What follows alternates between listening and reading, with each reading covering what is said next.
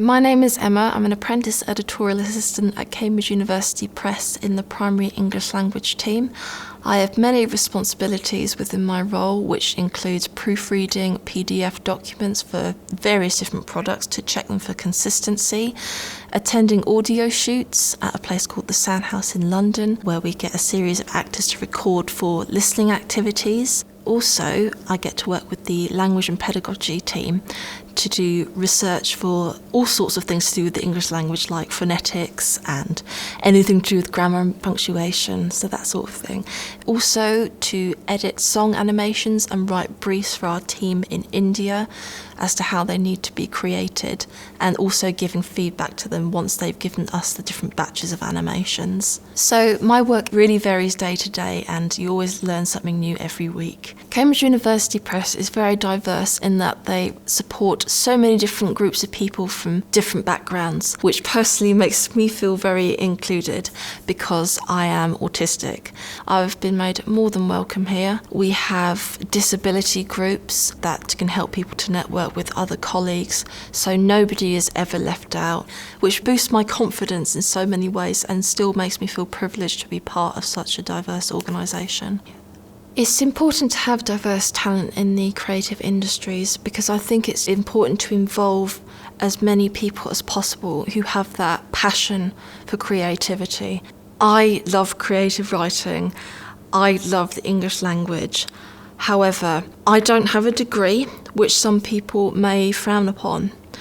I have a disability, which some people may frown upon. However, this does not make me incompetent. It does not demean my intelligence. It does not make me any less great than the average graduate or a person who doesn't have a disability. I've been at the Cambridge University Press for a year now, and I've achieved great things.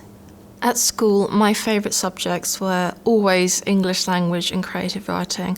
So since I was little, I've always loved to write. I am an aspiring author. I didn't really mind about what else I did well in apart from English because I knew that was something I wanted to progress in my career with.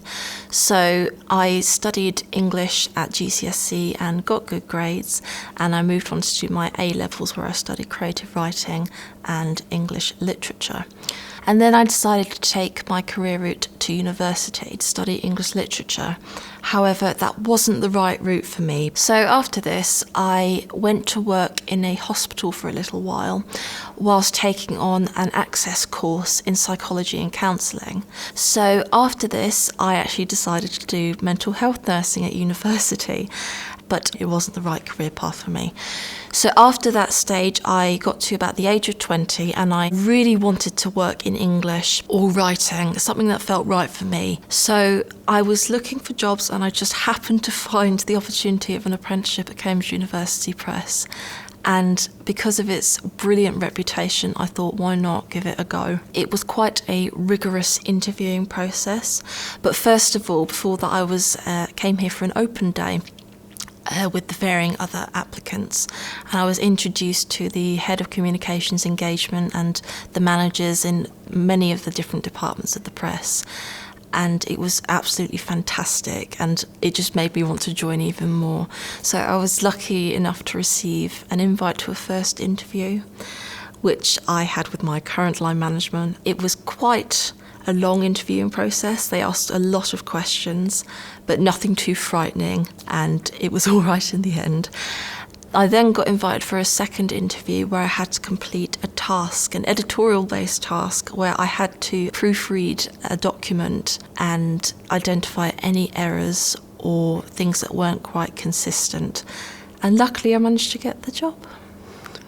Cambridge University Press is one of the oldest publishing houses in the world. We are in partnership with the University of Cambridge. We publish a lot of research for the academic sector. However, I'm in the primary ELT team, so we aim to get our products towards students who are learning English as a second language in the classroom as primary students. So that could be from ages 3 to 11. So I've been working on one key product called Superminds, which is a 7-level course for students living in Madrid and Mexico and various other key markets. One area I've worked on are animations, which was really exciting because I managed a team in India as to how they would need to create these animations.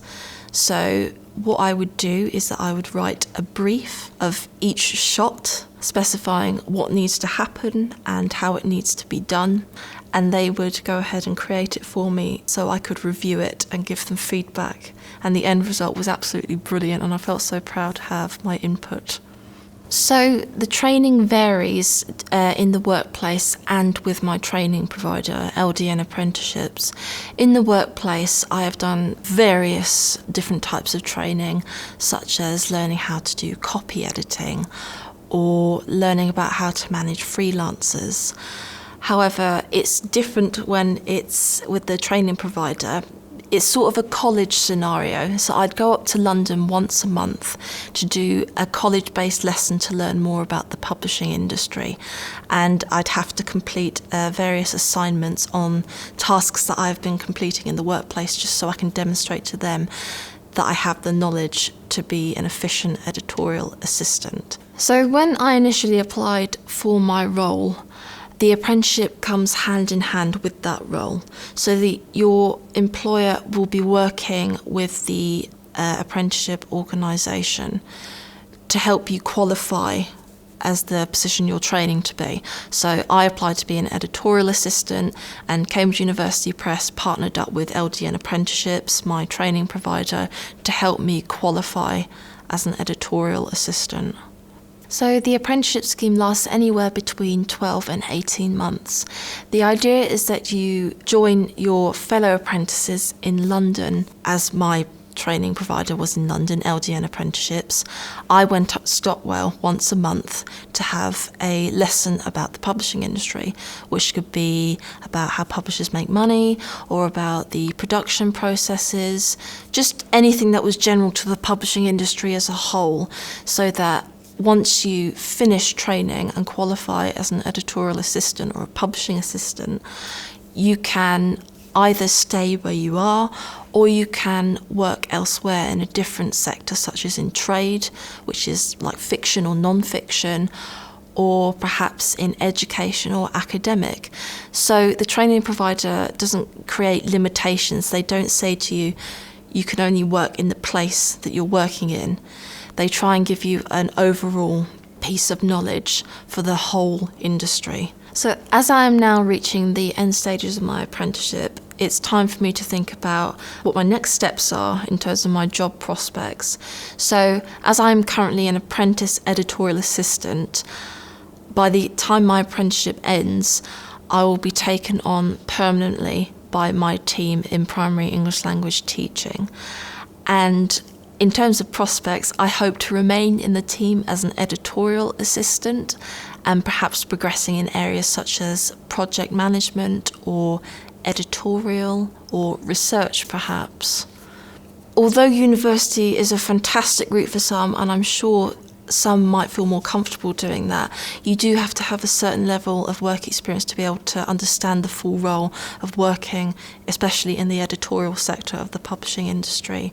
So I would recommend and advise not to feel pressured to go to university if you don't want to go, because this apprenticeship has really changed my life, and I feel like I can finally see a great career path ahead of me.